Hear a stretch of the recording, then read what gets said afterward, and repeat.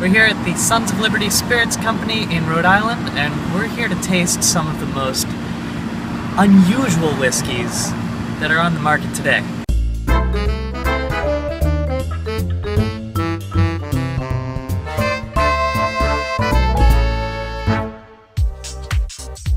Sons of Liberty sells itself as American Whiskey Reborn. I thought that might be a slight exaggeration until I got the chance to tour the distillery and try some of the spirits. Long story short is all whiskey obviously is a beer that's been distilled. So we said, how cool would it be if someone brewed the beers we loved and turned them into whiskey? This is Uprising. This is a stout beer distilled into a single malt whiskey, unhopped, but you can see how dark that is. So you get really cool flavors of chocolate, coffee. We only make this to make whiskey. The cool part is to then try the whiskey. Some people think, oh, you get exactly a stout. No, but you get a really cool finish. And in a cocktail, you get really cool notes. So like I said, roasted, almost chocolate or coffee. It hits the front of the palate just like water, and then the flavors come bursting right at the back. That's really amazing. The brewing tanks contain corn, but there are no corn whiskeys here. We only use this kind of setup here for test batches that's going on now. No one's ever going to get this. I have a lead brewer and a second production guy actually down at a local brewery where we started producing a lot of our beers. So these are 250 gallon fermenters. We do 1,200 or 2,400 gallon batches a time. So we literally are contract brewing our beer at a brewery and shipping it here. But we are going there and brewing it. So it's still us doing it. It's just renting someone else's equipment. Cool. What's next? Would you like me to pour the next one? Oh, absolutely. Sure. So the next idea was, I love Belgian style beers. So this is Battle Cry. We use a clone of Westmalle yeast strain. It's basically a Belgian strong ale, you know, 20% rye in the mash bill, so the rye has a spice note. But the rest, it's malted rye, so the rest is just barley, so there's pale malt in there. A little bit of a malt called honey malt. Again, not very hoppy at all. If it's a single malt whiskey, we can't add the hops. Right. Otherwise, it would be a hop flavored whiskey. So these are unhopped beers. That's got a whole lot of flavor and spice. I like that. A lot of that spice, some is from the rye, but a lot of it's developed from fermentation. I'm amazed how little I'm getting of the normal sort of barrel notes that you would expect from a whiskey. Part of our concept of making whiskey came from me being an Italian kid from Rhode Island. So there's two, and I love to cook and eat, obviously, but there's two concepts. What do you think? Oh, it's really good. Like, it's got, again, it's very much like the other one in that it hits the front with almost no flavor at all, and then it bursts. Very lively spirit, especially on the finish. I saw Grandma making the sauce on Sunday, so she'd layer the flavor throughout the day and have a more complex sauce. So we said, how cool would it be? It's like Battle Cry is a great example. 20% rye in the mash bill. Rye has a spice note. You know, I always tell people the way arugula is peppery or spicy, not fireball, but think how the grain rye adds that pepperiness. Then we actually ferment with a Belgian yeast strain, so a normal bourbon fermentation is 3 days, over 100 degrees, not temperature controlled. This is a 14-day fermentation, never tops out above 70 degrees. So we develop flavors there with the yeast. Then the second concept is, if you have a nice piece of steak or fish, lightly grill it, little olive oil, don't do too much. Don't put a freaking sauce on it and overpower it. So we double distill our whiskeys, but we never go above 124 proof on distillation. So the double distillation, we have a copper pot still that cleans up the rough edges, but the low distillation proof leaves a stout beer in there. You know, bourbon can go to 160, Irish whiskey can go up to 189. And we said, why the hell would we strip the beer out? It's the one thing that makes us different. The still. Now that's something I was excited to see. Mike keeps a beautiful hybrid copper still made by a well-respected and highly credentialed still maker. This is Vendel Copper and Brass, 4th generation still makers out of Kentucky. The dude that made this, the copper smith, made the Jack Daniels, Jim Beam, the maker's mark still. All the equipment made in the USA. I also say Sons of Liberty, you probably get crapped on if I bought a German still. So we'll take 10% beer, 250 gallon still, strip it, it's called a stripping run, it's like what is called your low wines. So we go from about 10% to about 30 to 35% alcohol. We do a stripping run Monday, Tuesday, Wednesday, Thursday. We start with 1,200 gallons of beer or 1,000 gallons of beer. You end up with about 250 gallons of well wines. Then what we do is actually, we're kind of neurotic about this, but Because the stills are made of copper and copper plus compounds like sulfur out of the distillate, we're double distilling it to clean it up, which makes that smoothness and everything. Every week we get inside the still and clean the inside. There's so much crud on the inside, so we said, why the hell did we buy a copper still if we're not allowing it to interact? I know some really great distillers that clean their stills once a year. You go to other distillers and be like, that kid Mike is ripping a layer of the still off every week. That's stupid. So there's two sides of it. We're just neurotic and said we want that clean profile, so we literally get in there and clean it once a week. Then we put our low wines in here and you distill it off. And again, same idea. But that whole process is based on boiling points. So the stuff with the lower boiling points will start coming off at the beginning of the run. But as you collect the alcohol, the temperature is increasing. So as it does, it ticks different chemical compounds and boiling points off. This is spirit safe. It's just, you see a compartment with 3 compartments. Heads, hearts, and tails. You can smell it though, huh? Mm-hmm. Yeah, so basically it's so manual. If I open this valve, it goes to this. I learned how to make whiskey from Dave Pickrell. He was a Master Baker's Mark 15 years, he retired. Dave's the best marriage between the chemical engineer and Kentucky Hick. Like, he's a Kentucky freaking Hick. You can tell me so that. No, I love Dave. But he is. This is where that art and science, or Kentucky Hick as I joke, really comes in. I would argue that if you go to a distillery where they're like, this is our new X million dollar distillery, like the bread machine, you put the grains in and back end you get whiskey, you just push this button, they're not doing any tasting.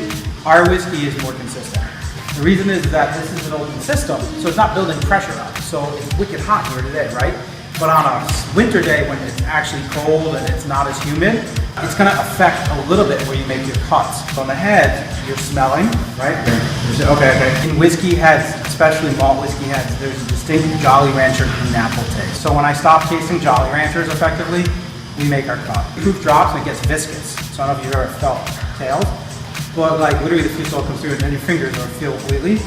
So there's no manual distilleries can pick up that says this is exactly where you make your cut. Some distillers say, oh, it's on this temperature, on that. You gotta try it. Since I got here, there's one thing I've been itching to ask about. Tell us a little about the seasonal whiskeys. And the next question was, why is there no seasonal contextuality to whiskey? Like, why does whiskey have to be by the fire with a cigar? I want a summer contextual whiskey. I drink whiskey in the summer, so what does that mean? So to us, it meant a very light whiskey. So this is actually aged the same amount of time. It's in some used barrels though. Mm-hmm. It's an IPA beer we brew. We use Cascade hops in the boil, and then we use Citra and Sriracha Ace hops. We put the Citra and Sriracha Ace in our gin basket and infuse it that way. Mm-hmm. Barrel age it and then dry hop it with Citra and Sriracha Ace. This is our summer expression. So it's the whiskey you have on the rocks by the barbecue, not by the fire with a cigar.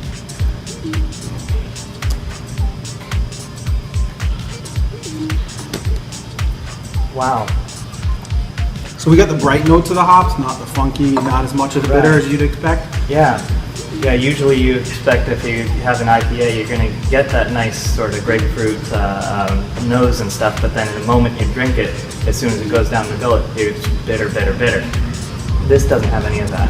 It's got the basic whiskey burn you expect, but with an incredible grapefruit and citrus scent to it. So that was really important to us. It was really hard to nail that because with beer you have the malty sweetness to pair with the hop bitterness. Mm-hmm. With whiskey you got whiskey burn, so they don't pair super well. So this is our pumpkin spice flavored whiskey. This one's a little different. Let me explain it. So while all the other ones were done kind of in the process of making whiskey, this one, the feds wouldn't let us call it a whiskey if we added the pumpkins in the mash. It was a distilled spirit specialty. Right. So we're like, oh dude, we want to do a pumpkin whiskey. We got a single malt whiskey, we barrel aged it, and then in the second week of August, we get locally grown pumpkins. Mm-hmm. We cut them literally with a knife, pour them with ice cream scoops, roast them. I rent ovens out there, roast them, take my dad's old school wine press the roasted pumpkins, and blend the barrel-aged whiskey back with roasted pumpkin juice instead of water. So if it's in the barrel at 124 proof, we use roasted pumpkin juice to bring it close to 80 proof, bottle proof. Then we add cinnamon, clove, allspice, sweet orange peel, and vanilla bean. And they're all like actual ingredients. But the key is it's all done post barrel aging. So this one's technically a pumpkin spice flavored whiskey. Whereas these were derived from the beers. This one's done after the fact. And then we want a world's best, so we're like, dude, we can't change the recipe at this point, you know? So this is real pumpkins. It's literally 32,000 pounds of pumpkin last year we used. Wow, those spices come right out. It's awesome.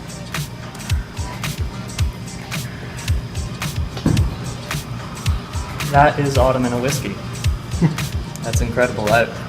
These are really good. Thank you. You know, get the whiskey snobs, they're like, I don't do flavored whiskey. And then they try it, like, that's not bad. I'm like, dude, that's a compliment. You didn't want to like it, you know, because they hear pumpkin spice, they think a latte from Starbucks or something, you know? But it's not that, it's whiskey first. When you hear pumpkin spice, the first thing you think of is pumpkin pie, and that's pumpkin sugar. Exactly. The biggest spice in pumpkin pie is sugar. With whiskey, you know, you're looking for something completely different from pie. There's no sugar. The only sweetness comes from the roasting of the pumpkins. And the vanilla adds a sweetness, the vanilla bean. Of course. But it's fresh vanilla bean. It's actually annoying how expensive vanilla is. The first thing you see walking in is the last stop on our tour. The question we get all the time is, oh, how old's your whiskey, blah, blah, especially when we started. Dude, it's a stout beer distilled in whiskey, try it. We've been in business a while now, almost 4 years, so our whiskeys are probably 1.5 years, 2 years old, so that's the answer. We've never sold age. We've never tried to over oak our whiskeys. I think you got that they were smooth and not too tannic, and that's very important to me. From the beginning, what we wanted to make was a smooth whiskey that had complexity of flavor from the ingredients we used, and the beer, like grandma, right? Cooking the sauce over time. The key was I'm kind of a wimpy whiskey drinker. I don't like all that burn, and I think you noted a lot of the whiskeys are very smooth, and that was really key to what we were doing. So in that process, we wanted to respect complexity. We have some barrels in here, you know, mainly because people want to see barrels when they get to the distillery. These are either barrels we just filled or ones that are about to be dumped. We keep them basically exposed to the elements because Rhode Island, the other thing that's really important is the temperature differential between the 3 warmest weeks and 3 coldest weeks. So how far is it pushing in and how much extraction am I getting, right? We have a 64-degree temperature differential in Rhode Island. Scotland's about 30 something because they have a more narrow climate. The other thing is a lot of scotch is made in used barrels, right? So they need a little bit more time to get that. So that's why we can have a really nice spirit, complex spirit, in a little bit of time by increasing surface area volume ratio and by aging it open to the elements and getting that interaction. The one thing you'll never hear me say is, our whiskey's great, it's just like a 12-year whiskey. It's freaking not like a 12-year whiskey. Because part of the reason is, if you've ever had an aged balsamic vinegar versus reduced balsamic vinegar, the aged balsamic vinegar has that mouthfeel, that viscosity, that whatever. So what's happening as it sits there for 12 years is it's evaporating, right? The angel share. So it's creating viscosity, mouthfeel, this. And in whiskeys where they've stripped the original flavor out, it's condensing and making more complex flavors. But remember, we entered the barrel with such a complex spirit that I'm not super worried about adding that other layer of complexity because our spirit's pretty complex to begin with. I just want that vanilla and caramel notes of the barrel. So long story short is, our whiskey will be a little thinner because it hasn't evaporated. It has sat there for 10 years to evaporate.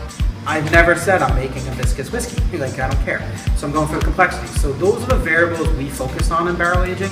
I think we're making a wonderful whiskey at 1.5 years, 2 years old. Looks like our time is up. You can check out their website to find out more about taking your own tour next time you're in Rhode Island. Thanks so much for taking a chance on a 14-minute video. You are awesomeness distilled. You are an awesomeness distiller. Down below, exclusive videos. These are unlisted, just to say thank you for watching all the way through and taking a chance. The other spirits that Sons of Liberty make, they are very interesting. The vodkas are probably the best I've ever tasted. I'm not big on vodka, but those are incredible. And the gin is based on a Belgian wheat beer. Check it out, you won't regret it. I want to add that to my collection, and I definitely will at my earliest opportunity. Thanks so much to Mike for showing me around this distillery. I learned a whole lot, and I got to try some of the most amazing and unique spirits I've ever tried, and I think I ever will. What a great opportunity for my first Distillery Tour video, right? Until next time, savor, don't slurp, and cheers.